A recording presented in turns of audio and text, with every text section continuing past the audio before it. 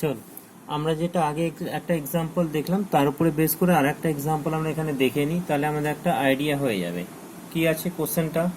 Evaluate the integral 0 to 1 x square by 1 plus x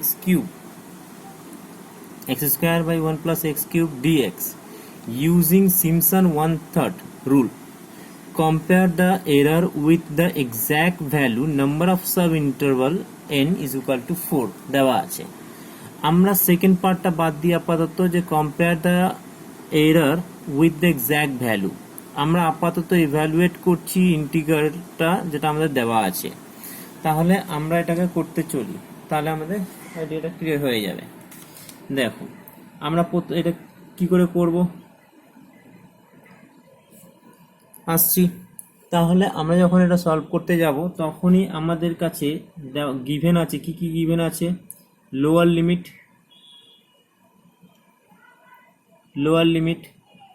limit দেওয়া আছে। Lower limit কত? 0। আপার limit দেওয়া আছে কত? আপার লিমিট আমাদের কাছে এখানে গিভেন আছে কত? 1। আচ্ছা, নাম্বার অফ সাব ইন্টারভাল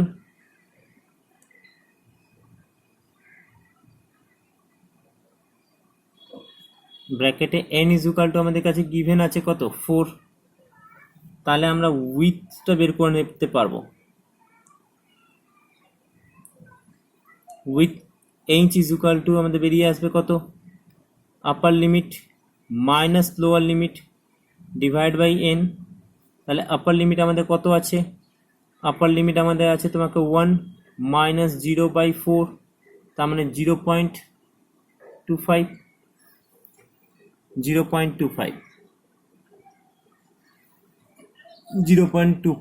আমাদের আপার লিমিট, আমাদের উইথটা চলে আসলো।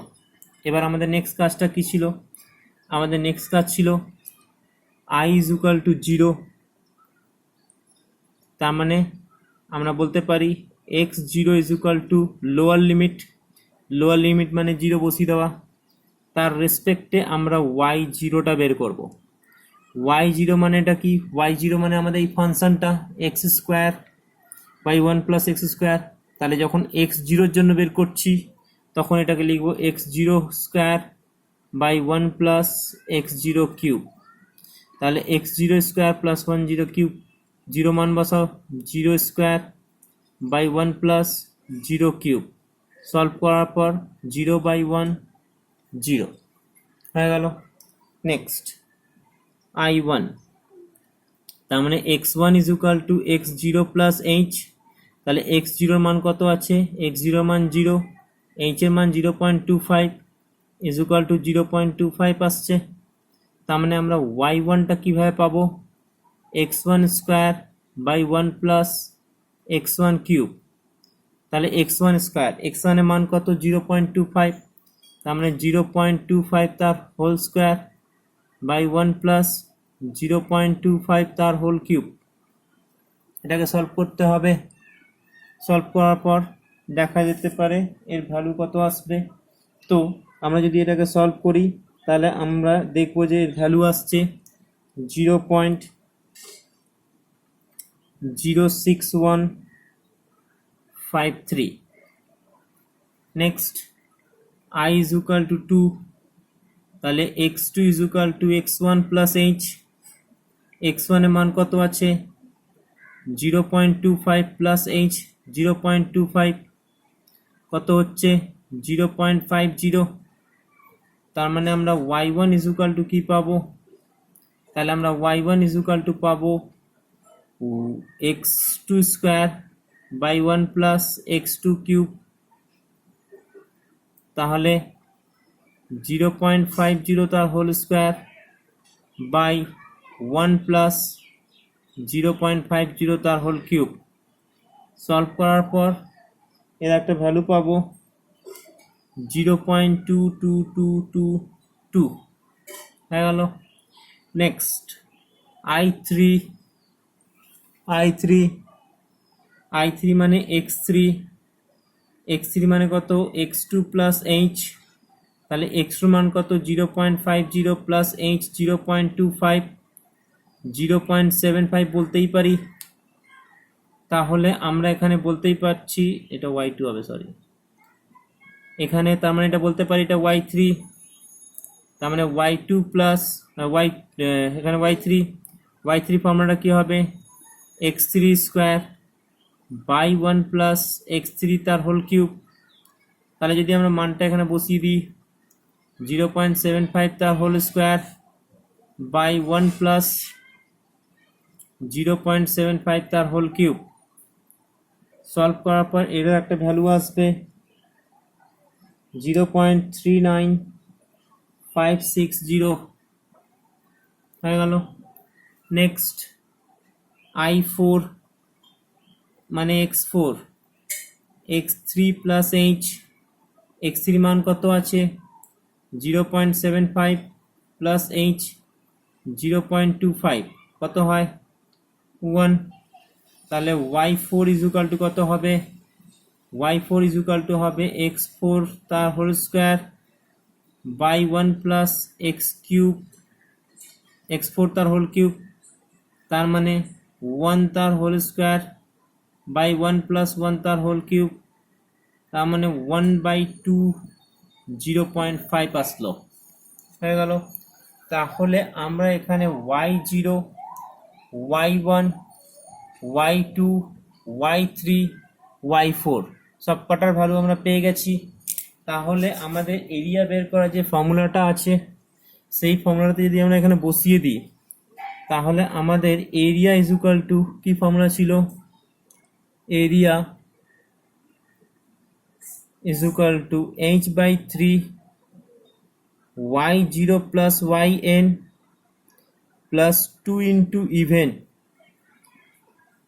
y2 plus y4 plus y6 plus dot dot dot যতটা থাকবে চলে যাবে প্লাস 4 ইন্টু অড, এইভাবে মাথায় রাখলে ভালো হবে y1 plus y3 plus y5 plus dot dot dot, যতগুলো অড থাকবে সবকটা অড সংখ্যাগুলো শুধুমাত্র এখানে যোগ হবে, হয়ে গেল। তার মানে h/3, তাহলে আমাদের যে ফর্মুলা আছে সেখানে কি কি আছে h/3 y0 প্লাস yn বলতে আমাদের এখানে yn বলতে এখানে বোঝাবে আমাদের y4 কে, তার মানে y4 প্লাস 2 ইন্টু y2 মানে ইভেন নাম্বার, তাহলে এখানে y2 আমাদের ইভেন নাম্বার y2 আছে y4 আছে, কিন্তু আমরা যেহেতু এটা y0 এটা yn আছে আমার, তাহলে মাঝেরগুলোকে আমরা নেব শুধুমাত্র, তাহলে y1 y2 y3, তাহলে আমাদের ইভেনগুলো বলতে শুধুমাত্র y2 কেই বোঝাচ্ছে, তাহলে সেই জন্য 2 into y2 plus 4 into y1 plus y3। তাহলে এবার আমরা এখানে মানগুলো বসাতে আরম্ভ করে দিই 0.25/3, y0 মান হচ্ছে 0 প্লাস y4 এর মান হচ্ছে 0.5 প্লাস 2 ইন্টু 0.2222 প্লাস 4 ইন্টু আমাদের y1 এর মান কত আছে 0.06153 প্লাস y3 এর মান কত আছে 0.39560। এটা পুরোটা যখন আমরা ক্যালকুলেটরে বসিয়ে সলভ করব তখন দেখা যাবে যে আমাদের এরকম কিছু একটা ভ্যালু আসছে 0.23108 এরকম কিছু একটা আমাদের ভ্যালু আসবে, ক্লিয়ার। এবার তার মানে আমাদের অঙ্কটা হয়ে গেছে। এবার আমাদের অঙ্কটার যে সেকেন্ড পার্টটা ছিল সেখানে আসি, compare the error with the exact value. Compare the error with the exact value, এইটা বলতে কি বোঝাচ্ছে, তার মানে তুমি যে এই ইন্টিগ্রেশনটা আছে এটাকে ক্লাস 12-এর নিয়ম অনুসারে ইন্টিগ্রেশন করো, যা ভ্যালু আসছে সেটার সঙ্গে তোমার সিমসন 1/3 যে ভ্যালুটা এসেছে সেটাকে কম্পেয়ার করো, দেখো কতটা ভুল এসছে, তাহলে ওটা আমরা করতে যাচ্ছি। ঠিক আছে, তাহলে আমরা ওটাই করে নিই এবার।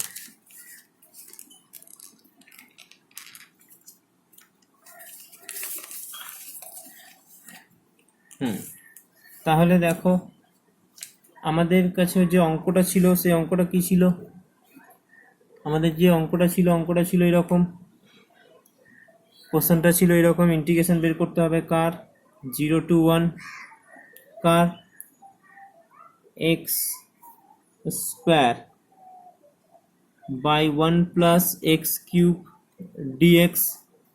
তাহলে আমাদের ছোটবেলা যেটা করেছিলাম, let 1 plus x cube is equal to v, তাহলে বোথ সাইড যদি আমরা ডেরিভেটিভ করে দিই এক্স এর রেসপেক্টে d by dx 1 plus x cube d by dx v. তাহলে আমরা যদি এটা সলভ করি তাহলে আমরা কি পাবো, এটা কনস্ট্যান্ট মানে 0, এর ডেরিভেটিভ করলে 3 constant 3 x square is equal to dv by dx. তাহলে আমরা বলতে পারি যে x square dx is equal to 1/3 dv. এবার এটাকে আমরা এখানে যদি পুট করে দিই তাহলে আমাদের নতুন ইন্টিগ্রেশনটা কি হয়ে যাবে, নতুন যে ইন্টিগ্রেশনটা হয়ে যাবে সেটা হয়ে যাবে 0 to 1 ডিভিতে চলে যাবে। তাহলে আমরা এবার লিখবো এটাকে 1/3 ডিভি বাই, এটা টোটাল ধরে নিয়েছি আমরা ভি, তাহলে এর ফর্মুলা কি হতো 1/3 লগ ভি 0 to 1। আমরা এখানে রেঞ্জটা চেঞ্জ করলাম না, রেঞ্জটা এই জন্য চেঞ্জ করলাম না কারণ আমি এটাকে আবার এক্স এর মান বসিয়ে দেবো, এক্স এর মানটা বসিয়ে তখন আমরা চেঞ্জ করবো, সেই জন্য আমি এখানে রেঞ্জটা আর চেঞ্জ করিনি। তো 1 0, তাহলে 1/3 লগ ভি, ভি এর মান কত, ভি এর মান হচ্ছে 1 প্লাস এক্স কিউব 1/10, বুঝেছো?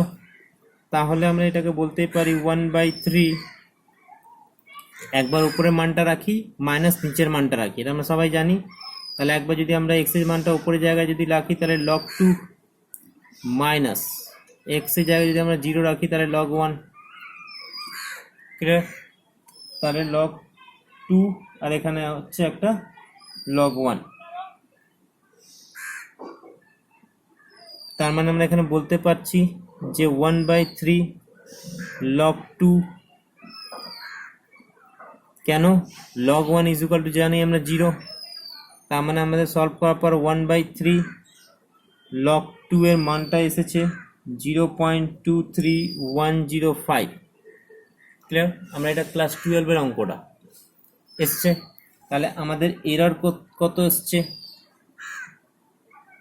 এরর ইজ ইকুয়াল টু এই নিয়ম থেকে কত এসছে 0.23105 মাইনাস, আর ওই নিয়ম থেকে কত এসেছে, ওই নিয়ম থেকে আমরা সলভ করার পর এসেছিল 0.23108, 0.23108, এটাকে বিয়োগ করবে, বিয়োগ করার পর অ্যান্সার আসবে কিছু একটা মাইনাস 0.0000 1 2 3 4 2 3 কেটে গেল 3, মাইনাস 0.333, এইটা হচ্ছে আমাদের এরর। আমাদের এইরকমও অঙ্ক আমাদেরকে দিয়েছে, ক্লিয়ার? তার মানে আগের নিয়ম থেকে আমরা ওটা বের করে নিলাম, আর এখানে আমাদের এটা 12 এর নিয়ম থেকে বের করে আমরা এখানে দেখলাম যে কতটা চেঞ্জ আসছে। তাহলে আমরা দেখতেই পাচ্ছি যে অত ইন্টিগ্রেশনে যে ফর্মুলাগুলো ছিল সেটা আমাদের আর মুখস্থ করা দরকার পড়বে না, কারণ এই প্রসেসটা যদি কেউ নাও জানে তাহলে কোনো অসুবিধা হবে না। কেন, ওই অঙ্কটা সিমসন 1/3 দিয়ে যে কোনো অঙ্ককে সেম প্রসেস দিয়ে বারবার অ্যাপ্লাই করে কাজ করতেই পারে, তো সেই জন্য ওকে আবার আলাদা করে এই ফর্মুলাগুলো মাথায় না রাখলেও চলবে। এটাই হচ্ছে advantage of Simpson 1/3 method, clear? এরপর আমরা দেখে নেব এই সিমসন 1/3 মেথডে যে অঙ্কটা আছে এর প্রোগ্রামটা দেখে নেব উইথিন সি। ঠিক আছে।